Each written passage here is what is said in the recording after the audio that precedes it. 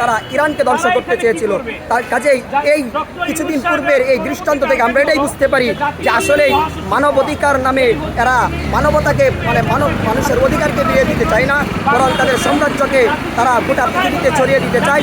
আর সেই ভয়াল ষড়যন্ত্র এবং চক্রান্ত নিয়ে তারা বাংলাদেশে ইউনূস সরকারকে হাত করে বাংলাদেশের মানুষের ইসলামিক তাহজিব তামাদ্দুন এবং তাদের ধর্মীয় সংস্কৃতিকে বিনষ্ট করার লক্ষ্যেই তারা ঢাকা শহরে মানবাধিকার নামক এই অসভ্য এক সমকামী এক প্রতিষ্ঠান তারা করার চেষ্টা চালাচ্ছে। ধন্যবাদ। আগে তো বাংলাদেশে এ ধরনের কার্যালয় স্থাপনের কোনো উদ্যোগ নেওয়া হলেও হয়নি, করতে পারেনি, কিন্তু এবার কেন সরকার আসলে শুনছে না? এবারে আসলে বিষয়টা হচ্ছে তৎক্ষণাৎ যখন বাংলাদেশটা আসলে বিভিন্ন সময় বিভিন্ন সাম্রাজ্যবাদীদের আগ্রাসনে বাংলাদেশ পরিচালিত হয়। কিছুদিন আগে যখন স্বৈরাচার এদেশে ছিল তখন এদেশের প্রায় বেশিরভাগ বিষয় মন্ত্রণালয়গুলো নিয়ন্ত্রিত হতো ভারত থেকে।